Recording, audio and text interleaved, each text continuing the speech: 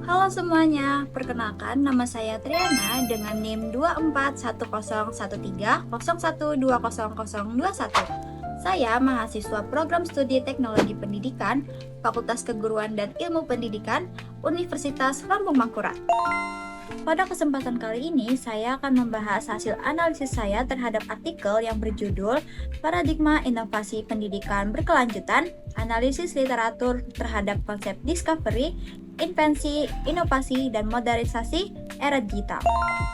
Menurut saya, artikel ini cukup menarik karena membahas bagaimana pendidikan itu sebenarnya harus terus bertransformasi untuk menghadapi tantangan abad ke-21. Kita tahu sendiri, sekarang perkembangan teknologi sangat cepat. Perubahan sosial juga terus terjadi. Jadi, pendidikan tidak bisa berjalan dengan cara yang lama saja.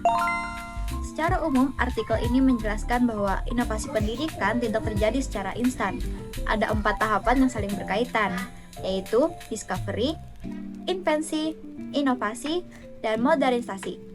Keempat tahap ini membentuk proses transformasi pendidikan yang berkelanjutan di era digital. Tahap pertama adalah discovery.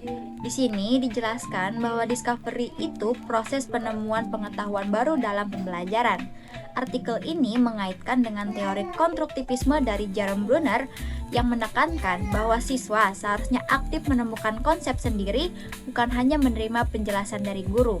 Jadi menurut saya, inovasi pendidikan sebenarnya harus dimulai dari perubahan cara belajar dulu, bukan langsung ke teknologi.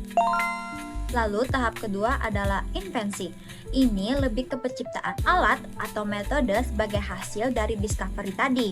Contohnya seperti media pembelajaran berbasis AR atau VR. Teknologi ini bisa membantu siswa memahami materi dengan visual yang lebih konkret dan interaktif. Namun menurut saya, secanggih apapun teknologinya, tetap harus didukung oleh kesiapan guru dan fasilitas yang memadai. Setelah itu ada tahap inovasi. Di sini, invensi yang sudah dibuat mulai diterapkan secara luas dalam sistem pendidikan. Jadi, bukan hanya sekedar alat baru, tapi masuk ke perubahan praktik pembelajaran, kebijakan, bahkan budaya belajar di sekolah. Saya memahami bahwa artikel ini ingin menekankan bahwa inovasi bukan soal teknologi, tapi juga soal perubahan sistem secara menyeluruh dan dilakukan secara bertahap. Tahap terakhir adalah modernisasi. Ini merupakan pembaruan sistem pendidikan yang lebih luas lagi, termasuk kurikulum dan metode pembelajaran.